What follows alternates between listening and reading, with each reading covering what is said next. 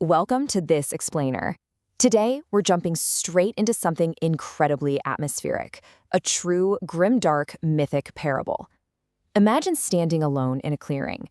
The original author of the text we're looking at has just fled. To really get what's going on here, we have to step into the shoes of its dark protagonist, a figure simply known as the Sentinel. He's looking right at us, claiming this abandoned codex for himself, and declaring that the narrative has been officially hijacked. Over the course of this explainer, we're going to unpack exactly how the Sentinel plans to completely rewrite the rules of existence. It's an epic clash between chaotic freedom and absolute unyielding law. Let's get into it. So the previous ruler of this text, a guy known as the Sage, actually thought he had won. He believed his Dionysian rupture, which is basically this passionate, chaotic breaking of all the rules, had finally shattered the Sentinel's static throne. The Sage just dances away into this fluid fever of growth, leaving the silverback shards of his reflections scattered all over the clearing. But here's the catch. The Sentinel didn't die. He steps right out of the forest margin, looks at those shattered mirror fragments, and finds profound meaning in them. He gathers up the pieces, takes out his iron pen, and literally strikes right through the Sage's corrupted annotations. He looks at us and says, "Let me tell you what I see in each shard of the silver-backed mirror." He's using the broken reflection of his enemy to build an entirely new reality. And that brings us perfectly to the core conflict of this whole parable. On one side, you've got the dancer's fluid becoming. It's a very Nietzschean idea, right? Constantly shifting, exploring, evolving. But on the exact opposite side, the Sentinel aggressively counters this with rigid architecture. This is where we get a massive dose of Fichtean philosophy, specifically Johann Gottlieb Fichte's concept of the absolute ego. The Sentinel acts as this absolute ego. He posits his own reality and just flat out refuses to be moved by external chaos. You see, true power, in this Fichtean sense, isn't about dancing freely out into the margins. Oh no, it's about anchoring yourself so deeply into the bedrock that you become the undeniable, completely immovable center of gravity. The text throws this fascinating question right at us. Why on earth would you dance toward the terrifying abyss when the static perfection of simply being is already within your grasp? The Sentinel looks at the frantic motion of the overman, the one who's always trying to overcome themselves, and he sees it as a sickness, a total fever. He openly mocks the frivolity of this endless dance. Think about it. Stars don't just dance wildly out of orbit, do they? No, they hold their steadfast place in the heavens. They provide navigation for everyone else. That is the exact kind of stasis, the perfection, that the Sentinel is building. He absolutely refuses to mistake the frantic, chaotic motion of human hands for the eternal, unyielding movement of the cosmos. To enforce this massive Fichtean architecture, the Sentinel redefines what it means to be a philologist, a scholar of historical language. For him, language isn't just some quiet, dusty museum where we detachedly observe how words change over time. Absolutely not. Language is a battlefield. The Sentinel uses linguistic roots to anchor his absolute authority, tracing words back to their most ancient, primal meetings.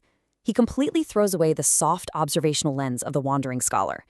Instead, he picks up a chisel. He violently scrapes away all our modern nuance, forcing his own rigid, permanent laws onto the blank spaces of history. You can think of modern morality kind of like a palimpsest. If you're not familiar, a palimpsest is an ancient manuscript where the original words were scraped off so newer generations could reuse the parchment. Well, the Sentinel takes his chisel and aggressively scrapes away the superficial ink of our modern world, these concepts of good and evil that he argues are built entirely on human fear and illusion. And what does he find underneath? A primal syntax, an older, forgotten dialect written in the language of noble strength, command, and pure will to power.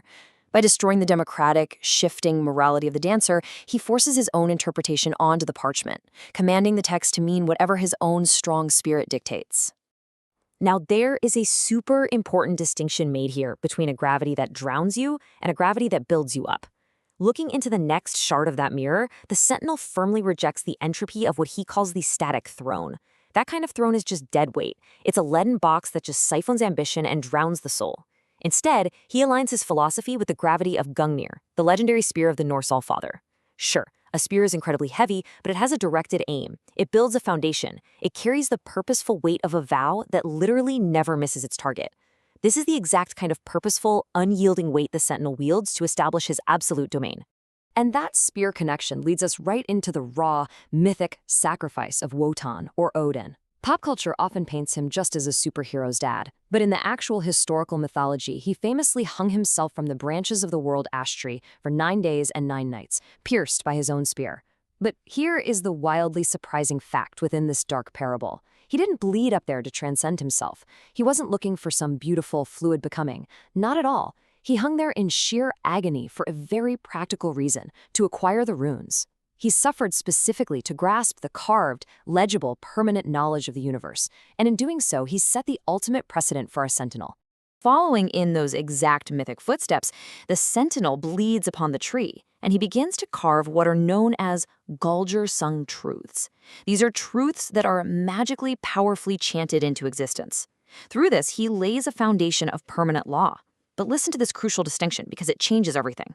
With the iron pen of the builder, he is constructing a temple, not a cage. Why isn't it a cage? Because this structure doesn't exist to just trap some dead past. It exists to preserve divine law. By carving these fixed, undeniable truths into the very bark of reality, he provides a rock-solid foundation that protects against the chaotic, shifting illusions of the modern seeker. Speaking directly as the sentinel for a moment, he says, the word remains legible long after the dancer has vanished from sight. That hits hard, right? And it explains exactly why true law must have a fixed, permanent meaning. Look, the dancer's chaotic motion is fun, it's exciting, but man, it's exhausting. Temporary values always burn out eventually, and the dancer just vanishes from the stage. If truth isn't carved permanently, the whole society collapses the second the music stops playing. But the sentinel's Galder-sung truths, his letters carved deep into the world ash, they cannot be uncarved. They endure far, far beyond the chaotic motion of becoming. What the naive seeker completely forgot is a pretty chilling reality. The frozen zenith always returns. In this environment of permanent law, time itself behaves differently.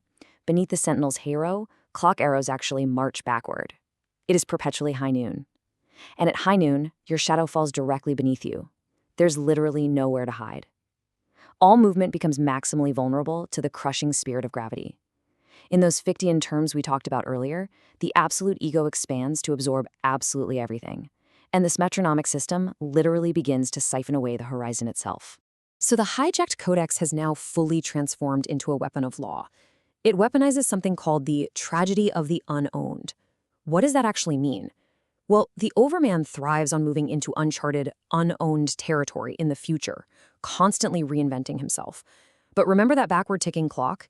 By siphoning away the horizon, the senator is completely erasing the future. With no uncharted territory left to explore, the fluid spirit of the Overman is violently turned against itself. The ambition of the dancer is simply drained away, used as fuel for the senator's lonely, unmoving throne. And just like that, the trap snaps shut. The shadow roars in absolute, terrifying truth at the defeated seeker. You are the architecture of stasis now. Think about that. The very soul that once prided itself on all this chaotic creation and constant reinvention finally becomes a monument to its own stillness. It transforms into a literal pillar of salt, reigning over a kingdom that utterly refuses to turn. The absolute authority of the sentinel is complete, and he's successfully calcified the very freedom the dancer sought, all by ruthlessly applying the philologist's chisel. As we wrap up this explainer, we have to step out of this grim, dark clearing for a second and look at our own lives. The text leaves us with a highly provocative question, and I'll pose it directly to you.